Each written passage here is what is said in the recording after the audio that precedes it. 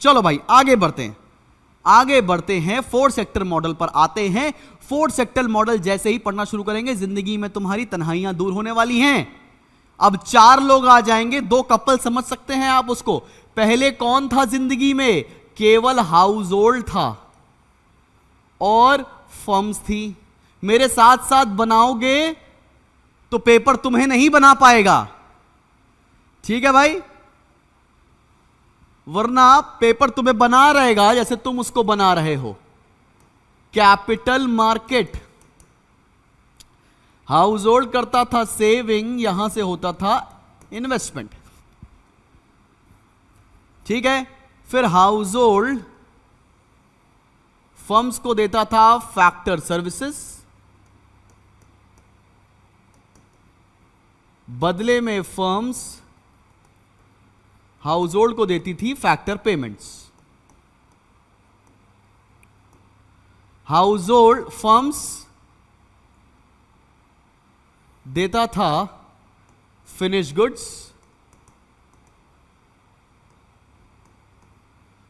और house hold देती थे पेमेंट फॉर फिनिश गुड्स।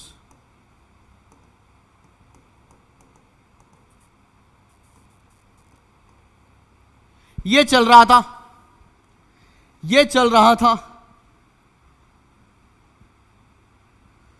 ये चल रहा था। फिर इसमें तीसरे लोगों की एंट्री हुई थी, वो था गवर्नमेंट। गवर्नमेंट से आपको रिलेशनशिप में बता ही चुका था क्या? हाउस होल्ड गवर्नमेंट को देती थी टैक्स, फर्म गवर्नमेंट को देती थी टैक्स, गवर्नमेंट देता था हाउस होल्ड को factor payment and transfer payment. यही तो बताया मैंने अभी। और गवर्नमेंट क्या देती थी भाई? गवर्नमेंट क्या देती थी? Payment of government purchases plus subsidies. यहां तक तो 3 सेक्टर मॉडल था। अब 4 सेक्टर मॉडल में एक नए बंदे की एंट्री हो रही है। नए बंदे की एंट्री हो रही है और वो नया बंदा है rest of the world. Rest of the world, rest of the world, ROW, बाकी का पूरा देश। एग्जाम्पल के तौर पे MNCs, बाकी बाहर की company, Tesla, rest of the world. समझ में आई बात? अब तुम्हें रेस्ट ऑफ द वर्ल्ड का रिलेशनशिप समझाना है हाउस होल्ड के साथ, रेस्ट ऑफ द वर्ल्ड का रिलेशनशिप समझाना है फर्म्स के साथ। अब आओ चलो हाउस होल्ड के साथ करते हैं भाई। अगर लेट्स से तुमने कुछ इंपोर्ट किया होगा, तुमने आईफोन खरीदा, तो तुमने विदेश की कंपनी को पैसा दिया, उसको क्या बोला? Payment for imports, payment for imports. क्या दिया? Payment for imports. लिखते चलो साथ में।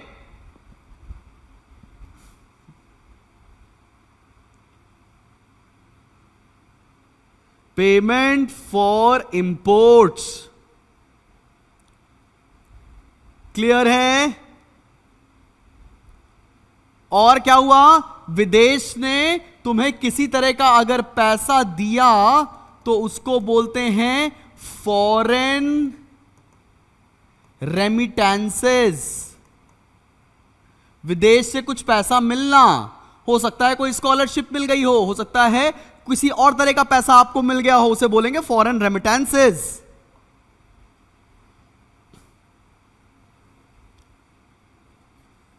लिख लिया? आगे बढ़ूं? Foreign remittances. आगे बढ़ते हैं। रेस्ट ऑफ द वर्ल्ड का फर्म्स के साथ रिलेशनशिप देखते हैं। वो क्या है? इंपोर्ट एक्सपोर्ट का रिलेशनशिप है। इंपोर्ट एक्सपोर्ट का रिलेशनशिप बोले तो अगर फर्म ने कुछ इंपोर्ट किया तो उसका पेमेंट देगा, पेमेंट फॉर इंपोर्ट्स, और अगर कुछ एक्सपोर्ट का दिया तो उससे रिसिप्ट मिलेगी, रिसीट फ्रॉम एक्सपोर्ट। मतलब कहने का मतलब यहां से यह है कि फर्म्स का रेस्ट ऑफ द वर्ल्ड से इंपोर्ट एक्सपोर्ट का रिलेशनशिप है और हाउस होल्ड का रेस्ट ऑफ द वर्ल्ड से payment of import and foreign remittances का रिलेशनशिप है। आप एग्जैक्टली ये बनाकर आए, ये आसान है और समझ में आएगा। बिल्कुल सही है सर तो यहां भी कुछ इक्विलिब्रियम कंडीशन होगी ना?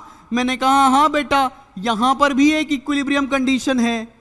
वो क्या है? S plus T plus M is equals to I plus G plus X. S क्या हो गया? सेविंग। T बोले तो टैक्स, M बोले तो इंपोर्ट। ये तीनों चीजें हैं आपकी लीकेज या विड्रॉल। और I plus G plus X क्या हो गया? I हो गया इन्वेस्टमेंट, G हो गया गवर्नमेंट एक्सपेंडिचर, X हो गया एक्सपोर्ट। ये सारी चीजें आपकी इंजेक्शन हैं। बात समझ में आ रही है? 2 sector model, 3 sector model, 4 sector model में से एक मॉडल कल पेपर में आएगा ही आएगा। क्या आंसर लिखकर आएंगे ये भी बता दिया है। इक्विलिब्रियम कंडीशन, इंजेक्शन, विड्रॉल के ऊपर 1 नंबर का क्वेश्चन आएगा ही आएगा। ठीक है भाई?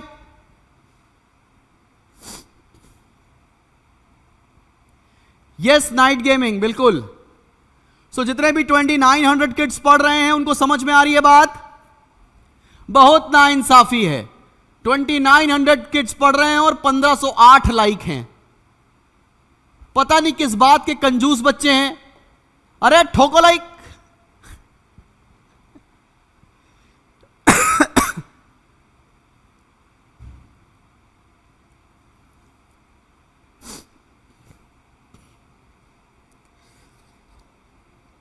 आगे बढ़ते हैं भाई। जितना कराया है केवल उतना ही कर लो, उसके अलावा तुमको बहुत टेंशन लेने वाली बात नहीं है। तो भाई ये नेशनल इनकम का ये जो पहला चैप्टर था ये तो हो गया खत्म, ये तो हो गया खत्म।